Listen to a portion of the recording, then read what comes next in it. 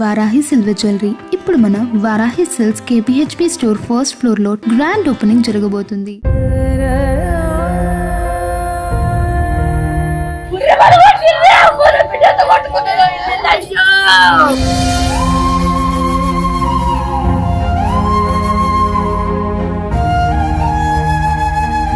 వైష్ణవి ఇంటికి వెళ్ళి వచ్చారు కాబట్టి ఏమర్థమైంది మీకు క్లియర్ గా? నాకు అక్కడికి వెళ్ళి చూసిన తర్వాత చెయ్యని తప్పుకు ఈ అమ్మాయి బాధ్యురాలైంది అనిపించింది. వాళ్ళ మదర్ వాళ్ళు ఆ హరిబాబు గాని వాళ్ళ మదర్ వాళ్ళకి ఇష్టం లేకపోయినా కూడా వీళ్ళే పెళ్లి చేసి వీళ్ళకే వచ్చి వీళ్ళింట్లోనే ఉంటే వీళ్ళ బిడ్డనే చంపిండు. ఇక్కడ అన్ఎక్స్పెక్టెడ్ గా జరిగింది కాదు. వైష్ణవి కేసులో ప్లాన్ ప్రకారంగా చేశాడు. చాకేమన్నా గాల్లకెళ్ళి వస్తుందా? వాడు ఆల్రెడీ మెత్త కింద పెట్టుకున్నాడు 20 కత్తిపోట్లు. ఇక్కడ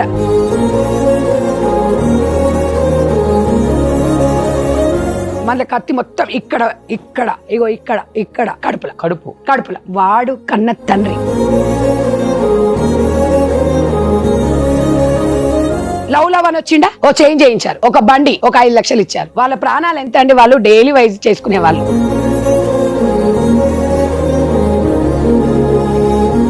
ఇక్కడ వాస్తవంగా చెప్పాలంటే ఆ కోరట్ల ఎమ్మెల్యేకి అనుచరులు కదా ఈ చంపినోడు అన్నదమ్ముళ్ళు.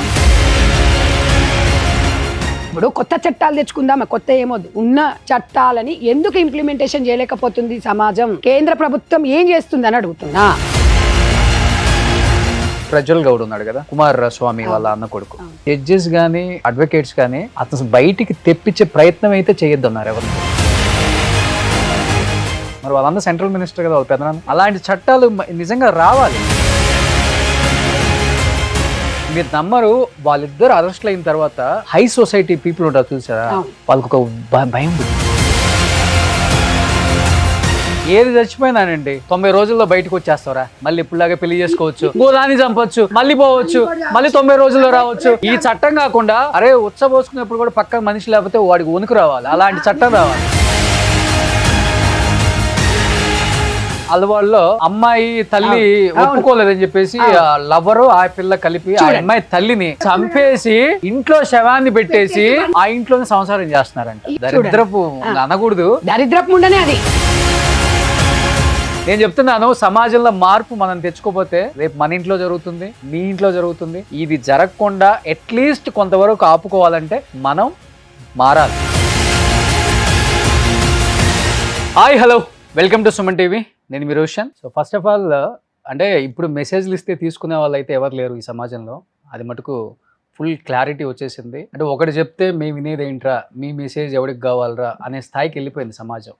అట్లీస్ట్ వినకపోయారు కానీ సమాజంలో ఏం జరుగుతుందో మాత్రం కొంచెం కళ్ళు తెరిచి చూడండి. మానవ సంబంధాలు లేవు, అంటే అమ్మ నాన్న అక్క బావ అన్న వదిన కొడుకు కూతురు వరుసలు లేవు, ఓన్లీ ఆర్థిక బంధాలు. ఎట్లా అయిపోతుందంటే ఈ సమాజం నిజంగా.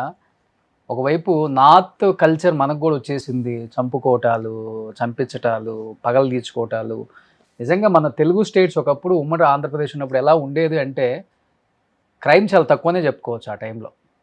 కానీ లాస్ట్ ఒక 4-5 years నేను చూస్తుంటే అతి దారుణంగా క్రైమ్స్. అంటే గవర్నమెంట్లు ఉన్నాయా, గవర్నమెంట్లు నడుస్తున్నాయా, హోంశాఖ అనేది కూడా ఒకటి ఉందా, వీళ్ళకి చట్టాలు లేవా, ఎందుకు వీళ్ళని శిక్షించట్లేదు?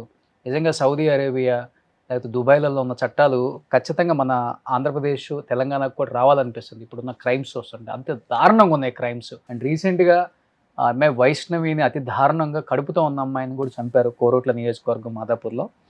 అండ్ ప్రజెంట్ నాతో పాటు ఉన్నారు mother foundation chairman Sandhya Reddy Reddy గారు. అక్కడికి వెళ్ళొచ్చారు. అసలు ఫ్యామిలీ సిచ్యువేషన్ ఏంటి, 13 మంది అన్నదమ్ములు, వాడిని బయటకు వస్తే మేము వదలం, చంపేస్తాం ఎట్టి పరిస్థితులు అని చెప్తున్నారు. వాడికి ఉరిశిక్ష పడాలని చెప్పి ఖచ్చితంగా ఫ్యామిలీ కూడా డిమాండ్ చేస్తుంది. అసలు గవర్నమెంట్ ఏం చేస్తుంది? హోంశాఖ ఏమో ముఖ్యమంత్రి దగ్గర ఉంది, ఎవరికి చెప్పాలి? రిప్రజెంటేషన్ ఇవ్వడానికి ఎవరు లేరు. అసలు ఏం జరుగుతుంది తెలంగాణలో? చాలా క్రైమ్ కూడా పెరుగుతుంది చెప్పాలంటే. దాని మీద మాట్లాడడానికి నాతో పాటు సిద్ధంగా ఉన్నారు ఆమె. నమస్తే అండి. నమస్తే రోషన్ గారు. నిజంగా లాస్ట్ వస్త్రధారణ విషయంలో కూడా చాలా గట్టిగా మాట్లాడారు, స్ట్రాంగ్ వాయిస్ వినిపించారు. చెప్పాలంటే సమాజంలో ఇలాంటి ఒక మహిళ కూడా ఉంది, పర్లేదు, కొంత అంటే మొత్తం చేంజ్ అయిపోయినా కాదు, అట్లీస్ట్ చిన్న అవేర్నెస్ వచ్చింది అనేది కూడా ఒకటి వచ్చింది మీరు వచ్చిన తర్వాత. బట్ నెగిటివ్ కూడా మీ పార్టీ నుంచి మీకు వచ్చే ఉంటుంది, అది వేరే విషయం. బట్ వైష్ణవి ఇంటికి వెళ్ళి వచ్చారు కాబట్టి ఏమర్థమైంది మీకు క్లియర్గా? ఎందుకంటే రకరకాల కథనాలు వినిపిస్తున్నాయి. ఒక పక్కన లవ్ మ్యారేజ్ అన్నారు, ఒక పక్కన arranged marriage come love marriage, వాడు ట్రాప్ చేసి పెళ్లి చేసుకొని కడుపుతో ఉన్న ఆయన అమ్మాయిని చంపారు. 5 నెలలు ఏదో కడుపు అంట అమ్మాయికి, గర్భవతి అన్నారు. ఇంట్లోనే చంపి సైలెంట్గా వెళ్ళిపోయారు అనేది. ఒక పక్కనేమో అటు పక్కన బీఆర్ఎస్ ఎమ్మెల్యే సంజయ్ గారి అనుచరులు ఈ చంపిన వాడి అన్నదమ్ముళ్ళు అని చెప్తున్నారు. తల్లి మేము చూసుకుంటాం, చంపే తల్లి సిగ్నల్ ఇచ్చింది అంటున్నారు. మీరు వెళ్ళొచ్చారు కాబట్టి ఏం చెప్పారు వాళ్ళ పేరెంట్స్ మీకు? నాకు అక్కడికి వెళ్ళి చూసిన తర్వాత చెయ్యని తప్పుకు ఈ అమ్మాయి బాధ్యురాలైంది అనిపించింది. అసలు ఆ అమ్మాయి తప్పు లేదు అక్కడ. ఇప్పుడు ఆ అమ్మాయి ప్రేమించలేదు ఫస్ట్, అతనే ఈ అమ్మాయి ఇష్టపడ్డాడు. యూట్యూబ్లోనే చూసో దేంట్లో వచ్చి అడిగిన తర్వాత కూడా వాడికి బాగా కర్రెగా ఉన్నాడు, నాకు వద్దు అది ఇది అని కూడా అమ్మాయి అవాయిడ్ చేసింది. సరే ఆ అమ్మాయి వయసు చిన్నదైనా కూడా వాడు నాకు తెలిసి ఓ 10 సంవత్సరాలు పెద్ద అనుకుంటా. వాడు ఏదంటే మృత్యు రూపంలో వచ్చాడు రోషన్ గారు. అమ్మాయిని చంపాలి అంటే వీడి ద్వారానే అమ్మాయి చనిపోవాలని రాసిపెట్టుందేమో. అలా వస్తే ఇంకా సరేలే వాడు ఇష్టపడ్డాడు కదా, లేకపోతే నేను పైజన్ తాగుతాను. పైజన్ కూడా తాగిండంట. వాడు పైజన్ తాగిన తర్వాత మనం ఏమనిపిస్తుంది అప్పుడు, అమ్మో అమ్మాయిలు నా కోసం వాడు పైజన్ తాగాడు అమ్మ అని చెప్పేసి వాళ్ళ కుటుంబం కూడా సరేలే ఇంతకన్నా ఎక్కువ నా బిడ్డను మంచి చూసుకునే వాళ్ళు ఎవరు ఉంటారని చెప్పేసి ఏ తల్లైనా కోరుకుంటుంది. కానీ నా బిడ్డ చనిపోవాలని ఏ తల్లి ఎందుకు కోరుకుంటుంది? అలా నేను ఆమెను అడిగాను, ఆమె చెప్తుంది. అక్కడికి వెళ్ళిన తర్వాత సిచ్యువేషన్ చూస్తే వాడు వాళ్ళ మదర్ వాళ్ళు హరిబాబు కానీ వాళ్ళ మదర్ వాళ్ళకి ఇష్టం లేకపోయినా కూడా వీళ్ళే పెళ్లి చేసి వీళ్ళకే వచ్చి వీళ్ళింట్లోనే ఉంటే వీళ్ళ బిడ్డనే చంపిండు. అంటే నేను ఒక్కటే అడుగుతున్నాను రోషన్ గారు, చట్టాలు మార్పులు అంటాం. నిర్భయ కేసు ఉంది, నిర్భయ కేసులో ఫాస్ట్ ట్రాక్ అని చెప్పేసి ఓ ప్రగల్భాలు వలికిండ్రు. మరి ఇక్కడ వాడు ఏం చెప్తుండు, నేనే చంపాను అంటుండు. మరి ఇక్కడ మీకేం కావాలి, ఆధారాలు కావాలన్నారు. మరి ఆధారాలు ఇస్తున్నాడు కదా, మరి దీనికో బొంగు, దీనికో కమిషను, దీనికి ఒక యంత్రాంగము, ఇదంతా ఎందుకండి? వీడు ఆల్రెడీ ఇమ్మీడియట్లీ శిక్ష పడాలి కదా. అంతే కదా. ఇప్పుడు కొత్త చట్టాలు తెచ్చుకుందామా, కొత్త ఏమొద్దు, ఉన్న చట్టాలని ఎందుకు ఇంప్లిమెంటేషన్ చేయలేకపోతుంది సమాజం? కేంద్ర ప్రభుత్వం ఏం చేస్తుంది అని అడుగుతున్నా. అంటే మనిషి ప్రాణం అయినా కూడా పట్టించుకోలేదు అంటే ఇంకెందుకండి ఈ గవర్నమెంట్లు ఉంటేంది లేకుంటేంది అనిపిస్తుంది. నేను వాళ్ళకు ఒక భరోసా ఇచ్చిన, తప్పకుండా అసెంబ్లీ నడుస్తుంది, అసెంబ్లీ కాగానే మీరందరు రండి, తప్పకుండా మనం వెళ్ళి కలుద్దామని చెప్పిన. అయితే వానికి శిక్ష పడాలి, వాళ్ళ కుటుంబానికి న్యాయం జరగాలి. పోయిన ప్రాణాన్ని మనం తీసుకురాలేము. అంటే ఈ వైష్ణవి లాంటి అమ్మాయిలు ఇంకా బలి కాకూడదు అంటే ఇక్కడితోనే సమాప్తం కావాలని అనుకుంటున్నాం. కానీ ఒక్క దారుణం వెనుక ఒక దారుణం. ఇప్పుడు ఏమవుతుంది, వాళ్ళ అన్నలు ఏమంటున్నారు, వాడిని మాత్రం మేము వదులము అంటారు. నేను అనేది ఏంటంటే ఇప్పుడు మళ్ళీ వాడు చేసిన తప్పు మళ్ళీ ఈ పిల్లలు ఎవరో ఒకరు వాడిని చంపడం, వీళ్ళు అంతే. అంటే చౌక్ పరిస్థితి అంటే ఎట్లయిపోతుందంటే 100% ఇందులో రాష్ట్ర ప్రభుత్వాలు, కేంద్ర ప్రభుత్వాలు జోక్యం చేసుకోవాలి. చట్టంలో ఇంప్లిమెంటేషనే అక్కడ లోపంగా అనిపిస్తుంది. మీకు అర్థం కాలేదా? ఇక్కడ ఒక సంధ్యారెడ్డి సామాజికవేత్తగా మాట్లాడుతుంది, రెండు వైపులా మాట్లాడుతుంది. నేనేమో అమ్మాయి తరపున అడ్వకేట్ని కాదు, లేకపోతే అబ్బాయి తరపు అడ్వకేట్ని కాదు. ఒక సమస్య నా దగ్గరకు వచ్చినప్పుడు, నా దగ్గరికి మీ దగ్గరకు వస్తుంటే కూడా నాకు ఒక కాల్ వచ్చింది. ఆ అమ్మాయి మ్యారేజ్ చేసుకుందంట, హస్బెండ్ మంచోడంట, మామ మంచోడంట, అత్త మంచిది కాదు, బాబు ఉన్నాడు అన్న, ఏం చేయాలి నేను అని అడుగుతుంది. ఇప్పుడు ఇంకొక అమ్మాయి, ఆ అమ్మాయి 2 పిల్లలు ఉన్నారు, నా భర్త మంచోడు, మా అత్త చెప్పినట్టే ఏంటుండు, నేను ఏం చేయాలి? మరి విడిపోను, మా ఆయనతోనే ఉంటా కానీ మమ్మల్ని ఇద్దరిని కలపండి ఆ మాట. అంటే ఇక్కడ ఏమవుతుందంటే సమాజంలో ఆడపిల్లల విషయంలో అత్త పాత్ర కీలకం, మంచైనా చెడైనా. నేను అనేది ఏంటంటే సమాజంలో మార్పు రావాలంటే ఇప్పుడు ఇలా హరిబాబు గారి తల్లి జైల్లో ఉంది, వాళ్ళ జీవితాంతం ఉండాలి. వాళ్ళు మళ్ళీ బయటకు వచ్చారనుకోండి, ఇవాళ ఒకటి రోషన్ గారు కడుపుతో ఉంది అమ్మాయి, అవును, ఒక 2 ప్రాణాలు. అంతకుముందు ప్రెగ్నెంట్ తీపిచ్చాడు ఫస్ట్ టైంలో, తీపిచ్చిన తర్వాత ఇది 2వ ప్రెగ్నెంట్, 2 ప్రాణాలను తీసిండు. ఇక్కడ అన్ఎక్స్పెక్టెడ్గా జరిగింది కాదు వైష్ణవి కేసులో, ప్లాన్ ప్రకారంగా చేశాడు. ఏమండి వీరిద్దరు మాట్లాడుకుంటుంటే చాకేమన్నా గాళ్ళకెళ్ళి వస్తుందా? వాడు ఆల్రెడీ మెత్త కింద పెట్టుకున్నాడు, 20 కత్తిపోట్లు, 20 సార్లు పొడిచాడు. ఇక్కడ అంటే వాడు మంచి ప్లాన్, ఇక్కడ స్పాట్ ఇక్కడే కరెక్ట్ గా పొడిచాడు. అంటే ఇక్కడ స్పాట్ అని తెలుసు కదా, వాడు ప్లానే కదా అది. ఏదో సరే ఏదైనా కోపం వచ్చినప్పుడు ఒక దెబ్బ వేస్తే పోయి వెనక తాకుతుందంటే అది వేరు. మరి ఇంత ప్లాన్ చేసి చంపిండన్నాక వీనికి అన్నం పెట్టుకుంటూ, వీని సాకుకుంటూ, వీని ఎందుకు సేవ్ చేస్తున్నారు అని నేను అడుగుతున్నా. ఇంతకన్నా ఎక్కువ సాక్ష్యాలు ఏం కావాలి? ఏంటే వాడు ఒప్పుకున్న తర్వాత ఒప్పుకోలేదంటే సమాధానం చెప్పినాక ఇంకెందుకండి? హోంశాఖ ఇమ్మీడియట్ గా ఈ విషయంలో స్పందించాల్సిన అవసరం ఉంది. ఇలాంటి వైష్ణవి లాంటి కుటుంబాలు ఇంకా బాధన అనేది వాళ్ళు ఎవరు ఒప్పుకోవట్లేదు. అక్కడ ఉన్న పరిస్థితులు చూస్తే వాళ్ళమ్మ బాధ ఇవాళ ఒక తల్లి బాధ ఎట్లుంటుంది మీకు తెలుసు కదా, బిడ్డ రాదనేది ఒకటి, వద్దంటే నేనే చేసిన అనేది ఒకటి. సరే బిడ్డ ఒప్పుకో అమ్మా, నీ గురించి మంచిగా చూసుకుంటా అంటుండు కదా అని. ఇవాళ వాళ్ళు ఆ బిడ్డ కోసం 30 లక్షలు అప్పు చేసిండ్రు. ఇప్పుడు వాళ్ళు ఒప్పించి పెళ్లి చేశారా లేకపోతే వీళ్ళు వెళ్ళి ఫస్ట్ ఒప్పించారు. ఒప్పిస్తే అమ్మాయి ఒప్పుకోలేదు అని చెప్పింది. చేసుకోవే బిడ్డ మంచిగానే ఉంటుంది నీకోసం అని చెప్పేస్తే తర్వాత వాళ్ళు ఏదో పెళ్లి చేసుకున్నాక మళ్ళీ యాక్సెప్ట్ చేసి ఏదో రిసెప్షన్ లాగా చేసిండ్రు, మంచిగానే ఉంటున్నారు. మంచిగా ఉన్న తర్వాత ఇవాళ వాడు, నేను ఒకటి అడుగుతాను రోషన్ గారు, వరకట్నం ఎందుకండి? ఇప్పుడు నువ్వు నన్ను ఎగ్జాంపుల్ మీరు ఇష్టపడ్డప్పుడు ఒకరికొకరు ఇష్టపడినప్పుడు మనం ఏం చేయాలనుకుంటున్నాం, మన దారిలో మనం ఎట్లా డెవలప్ కావాలి అనేది ఉండాలా వద్దా? ఇప్పుడు నువ్వు లవ్ మ్యారేజ్లు చేసుకున్నా అరేంజ్డ్ మ్యారేజ్ చేసుకున్నా అంటే ఇక్కడ కీలకంగా ఏముంది, మాకు తెలిసిన సమాచారం ఏంటంటే మరి ఈ అమ్మాయిని చంపితే వచ్చింది నష్టం, వాళ్ళకి ఏం లాభం వస్తుంది? ఒక అమ్మాయి నేను మంచి సంబంధం చూస్తా నేను చేస్తారా చంపేయి అనే విధంగా ప్రేరేపించారు వాళ్ళ ఫ్యామిలీ. అక్కడ మాత్రం నాకు అర్థమైందండి. అయితే నేను అనేది ఏంటంటే ఒక ఆడపిల్లను ఒక ఆడ మనిషి ఒక మగపిల్లగాన్ని సంతలో పశువు అండి అమ్మడానికి? ఒక ఆడదాని సొమ్ముకు అడ్డంగా పుట్టాడా వీడని నేను అడుగుతున్నా. ఇది ఒక వైష్ణవి కేసే కాదు సార్, ఫైనాన్షియల్గా అయినా కూడా 8 నెలల ప్రేమలో వాళ్ళు ఒక 2 గుంటల భూమి కూడా కొనిచ్చారు, 12,50,000. అక్కడ చూసాను నేను, వెళ్ళొచ్చాను. అక్కడ వాస్తవాలు. లవ్ అని వచ్చిండా, ఓ చేంజ్ చేయించారు, ఒక బండి ఒక 5 లక్షలు ఇచ్చారు. వాళ్ళ ప్రాణాలు ఎంత అండి, వాళ్ళు డైలీ వైజ్ చేసుకునే వాళ్ళు గొప్పోళ్ళు ఏం గారు. అంటే ఇన్ని జరుగుతున్నాయి, ఇన్ని చూస్తున్నాక కూడా మనము సమాజంలో అందరం ఎలా సమాజంలో మీరు అన్నట్టుగా రోషన్ గారో లేకపోతే సంధ్యారెడ్డి గారో సుమన్ టీవీ ఒక్కటి కాదండి, అందరం సమాజంలో మార్పు రావాలి అంటే అందరము ఫైట్ చేయాలి. ఇవాళ వైష్ణవి ఇంట్లో జరిగింది మాకెందుకు అంటే రేపు మన ఇంట్లో జరగవచ్చు, ఇంకోరి ఇంట్లో జరుగుతుంది. కాబట్టి సమాజంలో మీరు అన్నట్టుగా అసలు చైతన్యం తీసుకురావాలంటే మీడియానే. డెఫినెట్గా సుమన్ టీవీకి ఎంత మంచి పేరుందో వాస్తవంగా మీరు అమ్మాయిల విషయాలలో ఏదైనా ఉన్నా ఇమీడియట్గా స్పందిస్తారు, రెస్పాండ్ అవుతారు. సరే కొంతమంది ఏదని అనుకున్నా మేమైతే 95% సుమన్ టీవీ మాకు నమ్మకం. మీరు వెళ్ళారు సార్, ఏ విషయం ఉన్నా ఇమీడియట్గా స్పందిస్తారు. ఆ స్పందించడం అనేది చాలా గొప్పది సార్. నేను చెప్తున్నాను కదా, ఈవెన్ మీరు ఈ విషయంలో వైష్ణవికి మీరు వాళ్ళ కుటుంబానికి అండగా ఉండాలి. డెఫినెట్గా మదర్ ఫౌండేషన్ చైర్పర్సన్గా నేను 100% ఆ కుటుంబానికి అండగా ఉంటాను. ఆ అమ్మాయికి న్యాయం జరిగే వరకు ఆమె ఆత్మశాంతి ఉండాలి. ఎనీవే ఏదైనా సరే అండి పక్కన పెట్టండి, చంపే రైట్ ఎవరికి ఇవ్వలేదు. నేను అనేది అది చెప్తున్నా. ఇవాళ ఒక్కటి సార్, ఇవాళ ఆడపిల్లల విషయంలో ఏమన్నా గొడవలు ఉంటే వదిలిపెట్టుకోండి, స్వేచ్ఛగా బతకండి.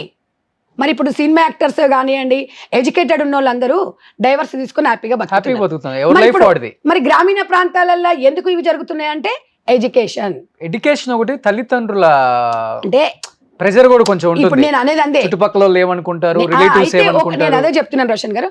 అమ్మాయిల విషయంలో ఇప్పుడు వాళ్ళ అమ్మ నాన్న ఏమంటారో ఇంటికి పోతే, లేకపోతే మొగన్ దగ్గర ఉంటే వాడు చంపుతాడు, మొగన్ వదిలిపెట్టేసి అమ్మింటికి వస్తేనేమో సమాజం బతకనియదు. ఒకడు ఒంటరి స్త్రీ ఎట్లా ఉండాలి, మంచిగా తయారైనా అదొక బాధ. ఫోన్ మాట్లాడిన గంట సేపు ఎవరితో మాట్లాడుతుందో, ఎవడన్నా ఒంటరి మహిళ ఇంటికి ఎవరన్నా మొగోడు ఏదైనా పని మీద వచ్చినా ఓయమ్మ ఎవడో వచ్చిపోయిండు, ఇట్లా వదిలిపెడితే సమాజం బతకనియదు. ఇలా ఇంట్లో ఉంటే మొగడు బతకని తప్పు చేయాలనుకుంటే ఎలా అయినా చేయొచ్చు. అంటే సమాజం ఎందుకు సార్, ఈ సమాజం ఈ గ్రామీణ ప్రాంతాలలో ఎందుకు అవేర్నెస్ రావట్లేదు? నేను అనేది అదే.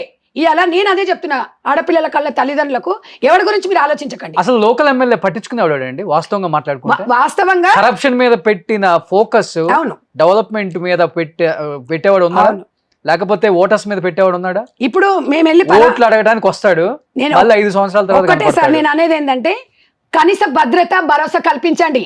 నాయకులు, ప్రజా సంఘాలు ఒక మనిషికి డబ్బు కాదు. ఇప్పుడు నేను అక్కడికి వెళ్ళాను రోషన్ గారు, నేనేం డబ్బులు ఇవ్వలే వాళ్ళకి. ఆమెతో మాట్లాడి ఒక ఓదార్పునిచ్చి వారం నుంచి ఆమె ఏడుస్తుంటే గుండె ఎంత ఆవిసిపోతుందండి. ఆమెను లేపి కొంచెం మొహం కడుకోమని చెప్పి ఆ బట్టలన్నీ తీసేసి పక్కకు ఆ ఫొటోస్ తీసేయమ్మా, నువ్వు స్ట్రాంగ్గా ఉండమ్మా, నువ్వు ధైర్యంగా ఉండమ్మా, 100% న్యాయం జరుగుతుందమ్మా అని చెప్తే ఆ అమ్మాయి లేచి చెప్పేవాళ్ళు లేకనే కదా ఆమె అంత బాధపడుతుంది. ఇవాళ నేను ఒక్కటే 23 సంవత్సరాలలో మా మదర్ ఫౌండేషన్ ఈ అవేర్నెస్ కార్యక్రమాలు అనే దాంట్లో నేను పాలుపంచుకుంటాను. వాళ్ళ హావభావాలు నాకు తెలుసు కాబట్టి నేను ప్రతి విషయంలో స్పందిస్తాను. నేను ఇలా రాజకీయాలు నాకు అవసరం లేదండి. ఇందులో రాజకీయం ఏముంది? ఇప్పుడు ఈ కోణంలో మన రాజకీయాలు చూడొద్దు. ఒక ప్రాణం, ఒక నిండు ప్రాణం. ఇంకొకటి కూడా అండి, లోకల్ SIL కి ప్రెజర్ ఉంటుంది, పొలిటికల్ ప్రెజర్. అవతల వాడు కొంచెం పొలిటికల్ ఫ్యామిలీకి సంబంధించి వాడు పెద్ద లీడర్ కాకపోయినా కానీ చోటా మోటా వాడు పక్కన తిరిగేవాడైనా పర్వాలేదు, వాడు మన ఎమ్మెల్యే గారికి తెలిసిన వాడు రా వదిలేయండి, కేసుని కొంచెం నీరు గార్చండి, వాళ్ళే వారం రోజులు తిరిగి లైట్ తీసుకుంటారు. నేను ఏది ఉన్నా ఒక్కటేసారి ఇక్కడ వాస్తవంగా చెప్పాలంటే ఆ కోరట్ల ఎమ్మెల్యే కంచర్లు కదా ఈ చంపినోడు ఇప్పుడు మేము అనేది ఏంటంటే మేము అసెంబ్లీ నడుస్తుందని వెయిట్ చేస్తున్నాం సార్. తప్పకుండా సంజయ్ గారిని కూడా కలుస్తాం. మీరు ఇలాంటి విషయాలలో ఆడపిల్లల విషయంలో అసలు మీరు ఇలాంటి విషయాలు కలగజేసుకోవద్దు, న్యాయం చేయాలి. మీ కాన్స్టిట్యున్సీ ప్రజలు మీ బిడ్డలు లాంటి వారు, మీ కుటుంబ సభ్యుడనే గెలిపించుకున్నారు కదా. Anybody, not only party sir, ఈ పార్టీ ఆ పార్టీ అని కాదు, ఒక భద్రత కుటుంబ పెద్దగా ఉండాలి. కానీ ఇట్లాంటి విషయాలల్లో రాజకీయాలు కానీ పోలీస్ డిపార్ట్మెంట్ కానీ జోక్యం చేసుకోకూడదు, న్యాయం వైపే నడవాలనేది నేను కోరుతున్నాను. పోలీసులకు పవర్స్ ఇస్తే ఇంత క్రైమ్ జరగదండి. నేను చెప్తున్నాను. కానీ ఇంకా పర్వాలేదు సార్, ఇప్పుడు డిపార్ట్మెంట్లో ఇంకా కొద్దిగా పర్వాలేదు సార్. ఇప్పుడు పోలీస్ డిపార్ట్మెంట్కి కొంచెం పూర్తి స్వేచ్ఛను ఇవ్వగలరు. మీరు అన్నట్టుగా అత్యుత్సాహంగా చేద్దామని చూస్తారు పాపం వాళ్ళు. ఇప్పుడు వాళ్ళ మీద పూర్తి స్వేచ్ఛను వదిలిపెట్టినాం అనుకోండి, న్యాయం జరగాలి. శాంతి భద్రతల విషయంలో వాళ్ళు కొంచెం ఆలోచిస్తుండొచ్చు, కానీ తప్పకుండా న్యాయం జరుగుతుంది అనేది న్యాయ వ్యవస్థ మీద అయితే నాకు చాలా నమ్మకం సార్. కాకపోతే లేట్గా అయినా కూడా. కానీ మరి ఎగ్జాంపుల్ మన ప్రత్యూష కేసు తీసుకుందాం సార్. 24 సంవత్సరాలకు వానికి శిక్ష పడింది. 24 సంవత్సరాలు వాడు మంచిగా ఎంజాయ్ చేసిండు, అన్నీ చేసిండా. మొత్తం లాస్ట్కు చూస్తే ఏం జరిగింది అక్కడ? 5 సంవత్సరాలు. 5 సంవత్సరాలలో మళ్ళీ వీళ్ళు సుప్రీంకోర్టుకి వెళ్తే ఏం చేసిండు? 3 సంవత్సరాలు అన్నాడు. 3 సంవత్సరాలు అది డే అండ్ నైట్ చూసుకుంటే 1.5 years. అంటే ఇవాళ ఒక ప్రాణం విలువ ఇవాళ వాళ్ళ అమ్మ ఒక్కతే పోరాడింది, అందరూ మర్చిపోయిండ్రు. ఇవాళ ప్రత్యూష కేసు అంటే ఇవాళ చట్టాలు ఏ రకంగా ఉన్నాయనే చూడండి. నేను అనేది ఒకటి చెప్తున్నాను రోషన్ గారు, యాజ్ ఒక ఉమెన్గా సౌదీ అరేబియాలో ఉన్నట్టుగా ఆ చట్టం వస్తేనే ఒంట్లో వణుకుంటుంది వీడికి. ఆడగాని మగగాని తప్పు చేసేటప్పుడు మన అమ్మో ఈ చట్టం ఉంది, మనం ఇలా చెయ్యొద్దు అనేది ఉంది. ఇప్పుడు డ్రంక్ అండ్ డ్రైవ్ లో ఎవ్వరు మినిస్టర్ చెప్పండి వినరు, పట్టుకుంటారు. మరి ఇక్కడ ఎందుకు పట్టుకోరు? అందుకే నేను చెప్తున్నాను సార్. నేను ఎగ్జాంపుల్ ఎందుకు చెప్తున్నా, ఈ చట్టాలు ఇంప్లిమెంటేషన్ చేయాలంటే రాష్ట్ర ప్రభుత్వాలు, ఇక్కడ కేంద్ర ప్రభుత్వం రెండు కలవాలి అన్నప్పుడు ఏం చేయాలి? ప్రజా సంఘాలు కలిసి రావాలి. ఇవాళ మనం అందరం అంటున్నాం కదా, ఇన్స్టాగ్రామ్లో మనకందరికి ఫాలోవర్స్ ఉంటారు కదా, ఈ ఫాలోవర్స్ ఇవన్నీ చూస్తూ ఉన్నారు. అయితే వీళ్ళందరం ఏం చేయాలి? కలిసికట్టుగా. ఇప్పుడు సమాజం దేవాలయం లాంటి సార్, అవునా కదా? ప్రజలు సమాజంలో ప్రజలు దేవాలయం లాంటి. మరి ఆ ప్రజాస్వామ్యంలో ప్రజల తీర్పే అంతిమ తీర్పు కదా. ఇవాళ ప్రజలమే మనము చేయొచ్చు. డెఫినెట్గా మార్పు అనేది ఎందుకు రాదు సార్? మనం అందరం కలిసి పోరాడాలి. ఇప్పుడు ప్రియాంక రెడ్డిది ఆ విషయం జరిగినప్పుడు ఎన్కౌంటర్ అయింది, ఎంత హ్యాపీగా ఫీల్ అయింది తెలుసా? నిర్భయ చట్టం వచ్చినప్పుడు ఒక బెనుకు వచ్చిందండి, కానీ అది మళ్ళీ నిర్వీర్యం అయిపోయింది. ఎందుకు అవుతుంది సార్? ఎందుకు నిర్లక్ష్యం చేస్తున్నారు రాజకీయాలు? నేను అనేది ఏంటంటే సార్, రాజకీయాల కోసం జీవితాలకు ముడిపెట్టొద్దు అంటున్నాను నేను. ఒకటి చిన్న ఎగ్జాంపుల్ చెప్పనా? కర్ణాటక స్టేట్ తీసుకోండి, హీరో దర్శన్ ఎంత పెద్ద సూపర్ స్టార్, కర్ణాటక స్టేట్ ఊగిద్ది. అలాంటి వాడిని ఎన్ని నెలలు అయింది లోపలేసేసి. అలా అంటే ఇప్పుడు అదే ప్రజ్వల్ గౌడ్ ఉన్నాడు కదా, కుమార్ స్వామి వాళ్ళ అన్న కొడుకు, ఎంపీ. అసలు అయితే జడ్జెస్ కానీ అండ్ అడ్వకేట్స్ కానీ అతను బయటికి తెప్పించే ప్రయత్నం అయితే చేయొద్దు అన్నారు ఎవరిని కూడా. ఓకే, అంటే ఆ వీడియోలు, అంటే వాళ్ళు చేసిన ఆ అరాచకాలు చూసి ఎంతమంది ఆ మహిళల్ని అతి దారుణంగా వాడుకొని వాళ్ళని అంటే ఆ వీడియోస్ అన్ని జడ్జి చూసి జడ్జికే చెల్లించేసిందంట. ఇప్పటికి లోపలే ఉన్నారు. మరి వాళ్ళందరూ సెంట్రల్ మినిస్టర్ కదా, వాళ్ళ పెదనాన్న. అలాంటి చట్టాలు నిజంగా రావాలి. సామాన్యుడికి జరిగినప్పుడు కూడా అవి కూడా సార్ నేను అదే చెప్తున్నాను, సామాన్యునికి కాదు ఎవరికైనా కూడా. ఎగ్జాంపుల్ ఇక్కడ మిర్యాలగూడ అమృత విషయం చూసినాం. అవును, అమ్మాయి ప్రేమించి పెళ్లి చేసుకుంది, ఎంతో ప్రాణంగా ఉన్న తండ్రి ప్రాణం పోయింది, ఎంతో ప్రాణంగా ప్రేమించిన భర్త ప్రాణం పోయింది, ఎంతో ప్రాణంగా కుటుంబం అంతా చూసుకున్న వాళ్ళు జైలుకు పోయేసి వచ్చారు. ప్రణయ్ వాళ్ళ తల్లిదండ్రులకు కొడుకు దూరం అయ్యిండు, ప్రణయ్కి పుట్టిన కొడుకుకు తండ్రి లేడు, ఇప్పుడు ఈ అమ్మాయికి భర్త లేడు. అంటే ఎగ్జాంపుల్ నేను ఏం చెప్తున్నా, మానవ సంబంధాలు ఎక్కడ పోయినాయి? అన్ని ఆర్థిక బంధాలైనాయి. ఎందుకు అని అడుగుతున్నా. మీరు ప్రశ్నించుకోండి. సమాజంలో అందరిలో మార్పు రావాలి. ఇవాళ ఒకరము సంధ్యారెడ్డి ఎక్కడున్నా ప్రశ్నించే గొంతు సార్. నేను ఎవరో ఏదో చెప్తే మాట్లాడడం ఎవరో కానీ, ఎవరో ఎప్పుడైనా ఒకటి విజయం సాధించేటప్పుడు ఫస్ట్ ఒకటే అడుగు ముందు వస్తుంది. నేను ఆ సిద్ధాంతాన్ని నమ్ముతాను. దయచేసి సార్ నేను ఒక్కటే చెప్తున్నాను, మీరు ఒక అవేర్నెస్ ప్రోగ్రామ్ అయితే పెట్టండి సార్.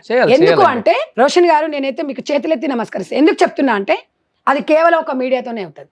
ఎందుకంటే సుమన్ టీవీ అంటే ఒక భరోసా, ఒక బాధ్యతగా ఎవరన్నా ఏదైనా ఉంటే సుమన్ టీవీని అప్రోచ్ కావచ్చు అని. నార్మల్ గా ఉండే వాళ్ళు కూడా అండి, 1 నెల 2 నెలలే కదా జైల్లో ఉంచేది, మళ్ళీ బయటకు వచ్చేస్తాం కదా అన్న ఫీలింగ్ అయితే వచ్చేసింది. నేను ఇంకా ఎందుకు వాళ్ళిద్దరు పేర్లు చెప్పానంటే, మీరు నమ్మరు, వాళ్ళిద్దరు అరెస్ట్లు అయిన తర్వాత హై సొసైటీ పీపుల్ ఉంటారు చూసారా, అవును వాళ్ళకి ఒక భయం పుట్టింది. అవును అరే అంత పెద్ద స్థాయిలో ఉన్నారు, వాళ్ళకి ఇలా జరిగింది, రేపు మనం చేసిన మన గతి ఇదే కదా. డెఫినెట్లీ హై ప్రొఫైల్స్ నేను చెప్పేది, అవును, పెద్ద అవును. పెద్ద ప్రొఫైల్స్ ఉన్న వాళ్ళు అవును చాలా వరకు వాళ్ళు చేసే అవును. అన్ని కార్యక్రమాలు తగ్గించుకున్నారు. చూడండి, అంటే ఒక మార్పు అయితే వచ్చింది కదా. వచ్చింది, వాళ్ళలో వచ్చింది. నేను అనేది ఏమంటున్నాను సార్ అంటే గ్రామీణ ప్రాంతాలలో మన అవేర్నెస్ ప్రోగ్రామ్ అవును. పెట్టాలి అంటే ఇప్పుడు మీకు చెప్పినట్టుగా ఇది ఒకటి ఈ కార్యక్రమం మీ ద్వారా చేయాలని నేను కూడా అనుకుంటున్నాను సార్. చేద్దాం definitely. ఎందుకంటే ఒక ఒంటరి స్త్రీ ఎక్కడ వెళ్ళాలో తెలియకపోతే సఖీ సెంటర్స్ ఏర్పాటు ఉంది.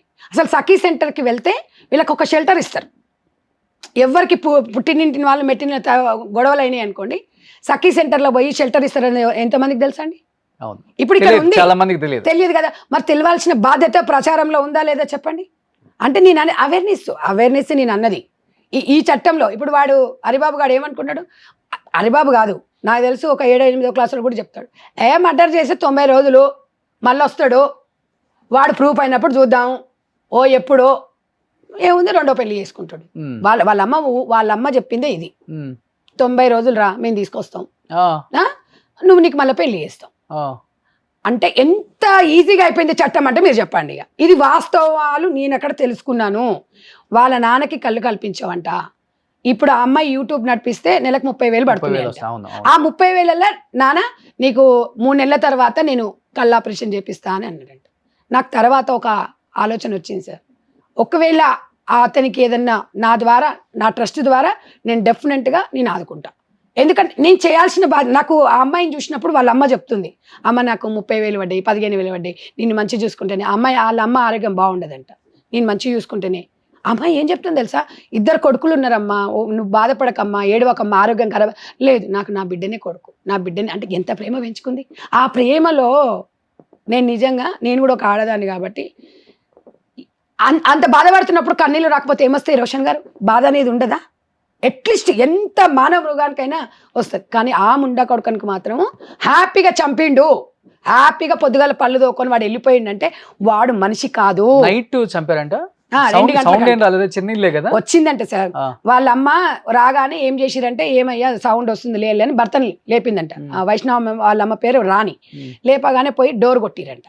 కొట్టంగానే వాడు ఏం నాటకాలు ఆడిండు, ఇక భార్య భర్తలు ఎలా మాట్లాడుకుంటారో అలా నవ్వుతూ సరసాలు ఆడుకుంటున్నారు అన్నట్టుగా ఉంటే, నడు వాళ్ళిద్దరు మంచిగా ఉన్నారని చెప్పేసి మళ్ళీ వాళ్ళ తండ్రి తీసుకొని పోయిండంట. అంటే మీ నాటకం అప్పటికే అమ్మాయి చచ్చిపోయింది, అప్పటికే చంపినట్టున్నాడు. అనగానే మళ్ళా కొద్దిసేపటికి మళ్ళీ సౌండ్ వచ్చిందంట. వాడు ఏం చేసిండంటే మొత్తము చంపేసిండు, ఇక్కడ పొడిసిండు, అమ్మాయిని ఫస్ట్ మెత్తబెట్టి ఊపిరాడకుండా చంపేసిండు నిద్రలోనే. చంపేసిన తర్వాత మళ్ళా కత్తి మొత్తం ఇక్కడ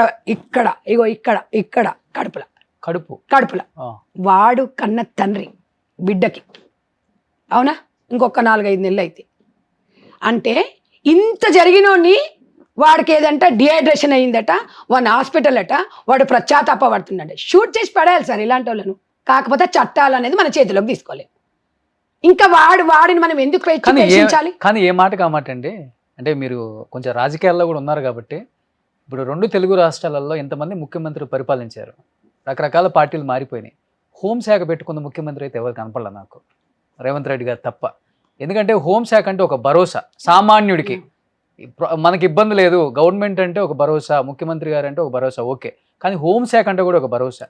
ఏదైనా ఇష్యూ జరిగినప్పుడు హోంశాఖ అక్కడ ఉండటం అనేది చాలా ఇంపార్టెంట్. ఇప్పుడు చూస్తున్నాం అంతే గారు కావచ్చు, వంతే గారు కావచ్చు, సుచరిత కావచ్చు.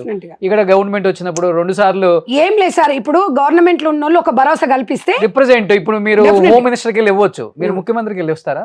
లేదు సార్, ఇస్తాం, డెఫినెట్ గా ఇస్తాం. మీరు చూడండి, అపాయింట్మెంట్ ఇస్తారా? అపాయింట్మెంట్ ఇచ్చినా ఇవ్వకపోయినా మాట్లాడతాం మేము. డెఫినెట్ గా మేమందరం కంపల్సరీ వెళ్తాము. మీరు చూడండి, సీతక్క గాని కొండా సురేఖ గాని ఏదైనా మినిస్టర్లు చూసి వచ్చారా? మేము సీతక్క దృష్టి కూడా తీసుకుపోయినాం. సీతక్క తప్పకుండా న్యాయం చేద్దామని చెప్పింది. నేను 28 తారీఖు నాడు మీరు రండి. 4 రోజులు అయితే అందరూ మర్చిపోతారు. నేను అనేది అంటే ఇప్పుడు వైష్ణవిది మర్చిపోతే మళ్ళీ రేపు ఇంకోటి జరగదని కాదు. చాలా సందర్భాలను మనం చూస్తున్నాం. మొన్న యూట్యూబర్ కూడా ఒక అమ్మాయి ఇక్కడ మధుర నగర్ లో చనిపోలేదా, ఒక అతన్ని ప్రేమించి.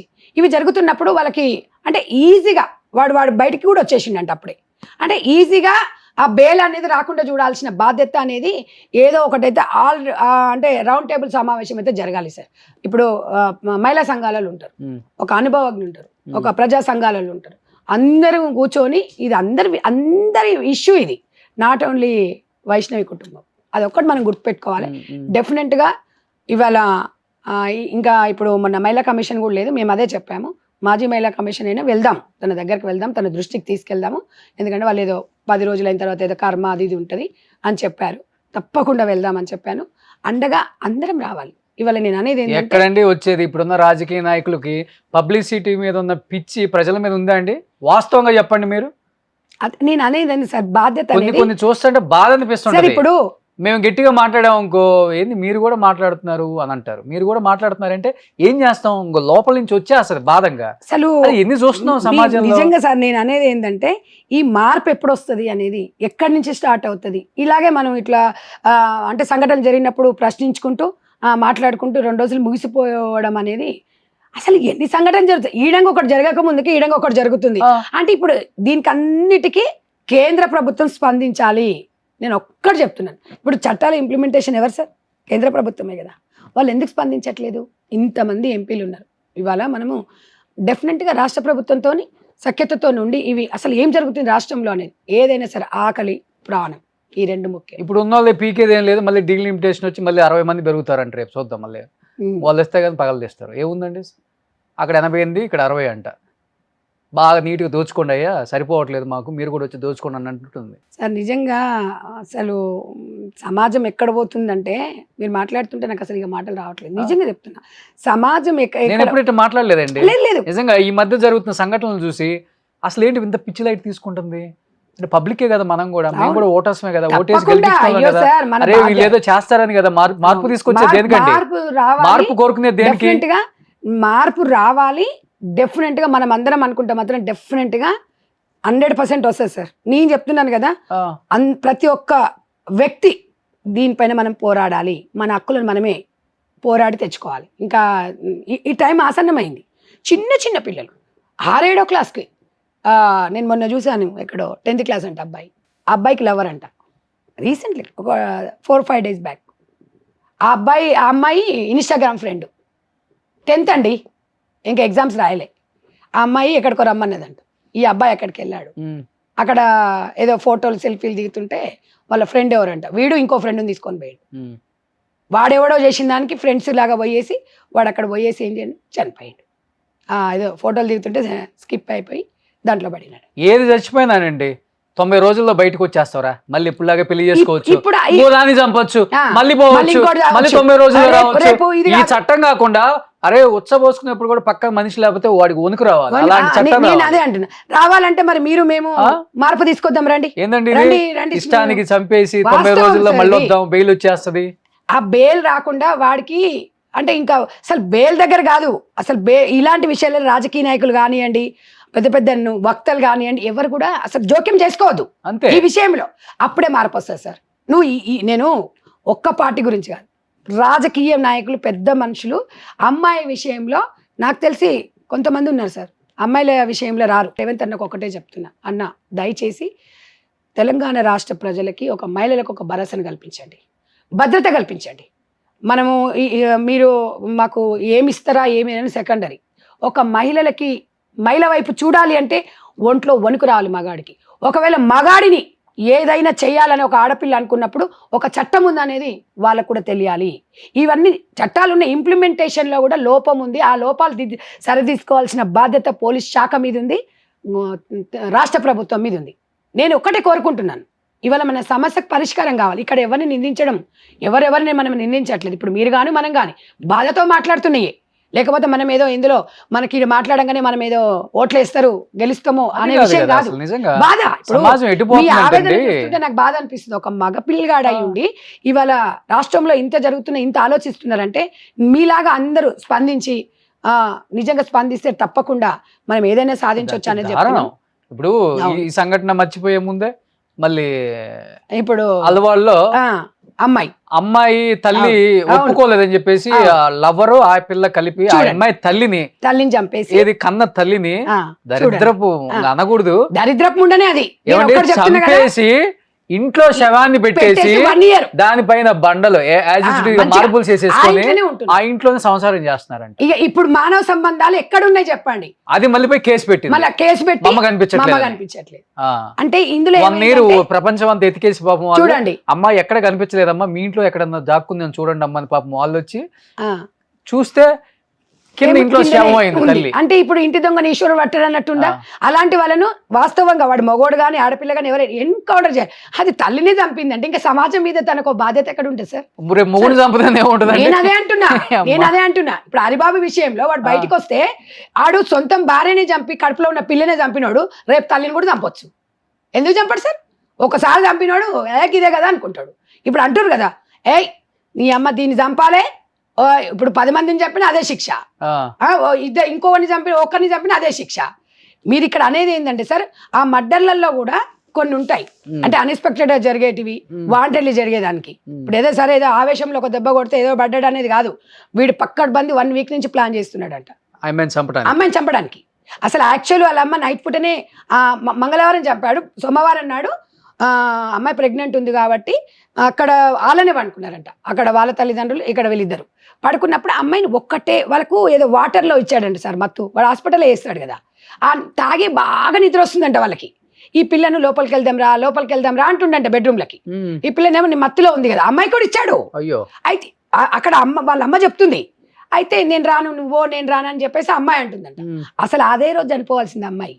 ఆ అమ్మాయి అక్కడే పడుకుంది, వాడు లోపలికి వెళ్ళిపోయాడు. నెక్స్ట్ డే ఏం చేశాడు, రాత్రిపూట 10 గంటల వరకు వాళ్ళ అమ్మ కాళ్ళ మీదనే పడుకుందంట. ప్రెగ్నెంట్ కదా, కొంచెం ఆ టైంలో పిల్లలకు వికారం అదే ఒక తల్లికి చెప్పుకుంటుంటారు కదా. 11 గంటలకు ఇంకా అమ్మ నిద్ర వస్తుందంట. అత్తమ్మ నీళ్ళు తాగుతారా అని చెప్పేసి నీళ్ళు తెచ్చిచ్చిండట. నీళ్ళు తెస్తే నీళ్ళు తాగిరట. ఇక విపరీతమైన నిద్ర వస్తుందంట.